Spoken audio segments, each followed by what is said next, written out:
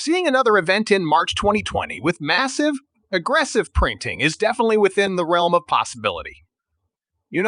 From my perspective, and I've recently published a quarterly report, which is available on my website and Twitter feed.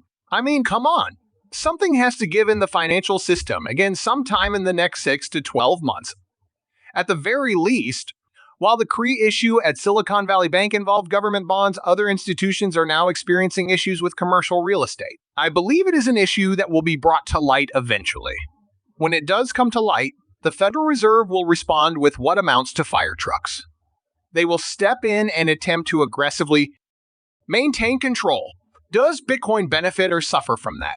Great, I love it. It's fantastic. Any asset that the government is unable to print will benefit from this, I suppose. That was my morning argument. As we've discussed on numerous occasions, the central narrative of our day is that the federal government is dysfunctional and unable to halt the impending financial collapse caused by excessive spending and deficits. I'm sure you share this view. Consequently, and according to their solution, they can certainly maintain it running, but they will have to do it through printing money and debasing the currency. Because of this, it's in your best interest as an investor and asset holder to possess assets that cannot be printed. Bitcoin is at the top of the list, followed by gold, silver, real estate, and anything else tangible that the government can't print. Anything tangible will have greater future value as a store of value than a dollar or a bond. In my opinion, the bond is currently one of the worst investments you can make. As far as Lawrence Lepard and Gary Cardin are concerned, lately people have been talking about how bad things are for the federal government and how the economy is about to crash, and how printing more money won't fix it. They highlight Bitcoin's use as an inflation hedge in their most recent interview. According to their forecasts, Bitcoin's value will skyrocket in the first half of 2024 due to an imminent demand and supply shock. Furthermore, they highlight the value of Bitcoin and gold as investment vehicles, highlighting how these assets are perfect for wealth preservation because they are not susceptible to government printing. The cause behind this entire incident, as you are aware, I'm going to spill the beans to you all. The court in Delaware decided that GBTC may be considered an ETF. I don't think Gensler wanted to do this, but he had no choice. The court was prepared to gather everyone and bring the matter to court if they didn't complete it within the given time frame. This meant he had to act. So in the end, all these ETF participants made sure everything was neat and tidy. But to reiterate, time is required. I think it's important to have these talks. You can't expect your RIA manager to immediately contact all of his clients and inform them that they are investing in your venture.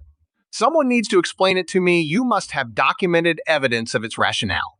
Discussing the Sharpe ratio is essential. You must address the topic of past performance and ensure that all the necessary components are in place. And they won't be years from now. They'll be weeks or months. Even though we haven't seen the God candle yet, I believe it's on its way because they will buy up all the extra stock. And then some, and 70 of the coins are in pockets where they won't change hands, as we all know. The asset still moves somewhat depending on momentum, even at this very minute, I'm sure, simply because of the item's trade behavior. In this case, Bitcoins. Some folks probably spotted it at 48 or bought it at 48. At 41, they now notice it. I can wait, they say. So be it. I can find a better deal. Indeed, I agree. Therefore, if you're perched on the periphery, you'll have to reload in a few weeks because it shifted outside of grayscale. Let's make it work for us. Who says it can't reach 36? As a result, you are seated. I am not rushing at this exact moment. Yeah. We are all aware that it has a tendency to FOMO up and then a feared trade down. I also won't claim that it's entering the 30s. In all honesty, I'm not sure it will. At about 4 o'clock, I believe we've hit rock bottom. I simply feel that way. It wouldn't shock me if it did, though, if it headed into the 30s. That would be a great chance to buy. In my opinion, it amazed me that it didn't go above 40 already. Is that so? Yeah. This market demands news, so there's no I see. We are in dire need of news. Because of it, the price is what it is. Even if it's bad news, I still think it will be sold. Somebody, somewhere, is acting, and that someone must be some whales selling off some of their money. Perhaps it's really the GBTC funds packing up and leaving, and not all of it has been recycled. Some of the GBT sellers will likely switch to self-custody, in my opinion.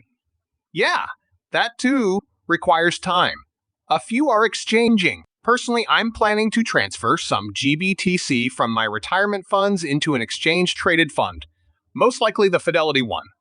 That being said, my faith in Fidelity is higher than in BlackRock. Personally, I'm not a fan of exchange-traded funds at FSEFT, but the truth is that I hold all of my coins in my own custody. However, establish a penalty when you have a retirement account from which you can withdraw funds. Indeed, I agree. Seriously, there's no other way to play this asset. As contrasted with putting the US money under your pillow, they need to do something, provide a return. Yeah, the alternative is to hold non-depreciable assets. Yeah, you see, as my trusted companion, I believe, money debasement is inherent to the current system. As Greg Foss has long maintained, this is how it works. This is how it works. I see, that's great. Yeah, the system is the problem, Greg. Now, to be honest, that might alter. Is that right? Allow me to explain why. I say this every time someone invests in my fund and asks, why are you doing this? What are the risks? How likely is it that something harmful will happen, and inform them? Naturally, people then laugh because they are aware that it's highly improbable. Imagine for a moment that the government took full responsibility. Consider the hypothetical situation where the federal government announced plans to conduct a means test on Social Security. We'll trim it down.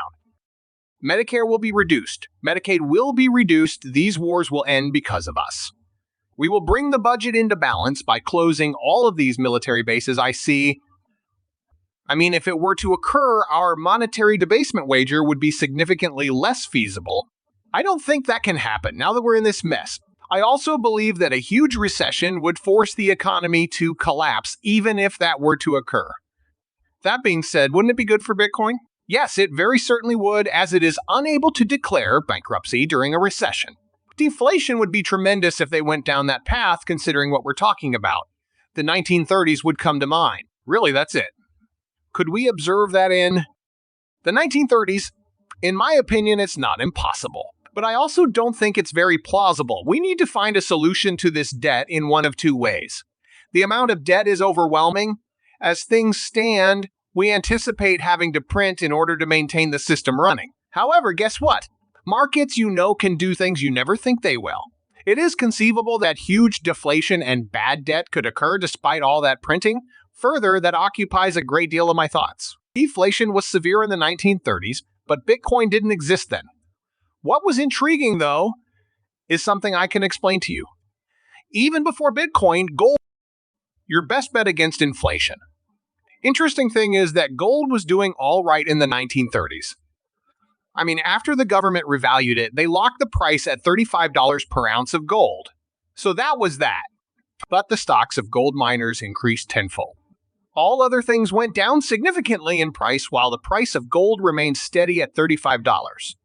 Holding gold resulted in significant price drops across the board, not just for the $35 metal. Your prices dropped significantly in the 1930s. I was going to ask you about 1930s housing costs because I know that my grandparents bought a house, something I've mentioned in prior episodes. It slips our minds. Yeah, that's $3,500, isn't it? I see. It was probably $7,000 when they bought the house, but in 28 years, it would have been $20,000 or $30,000. This is due to the fact that during a deflation, all currency is effectively worthless. Thus, the cost of all goods and services decreases. It could fall, but only if you have a solid financial asset. In a severe deflation, the nominal price of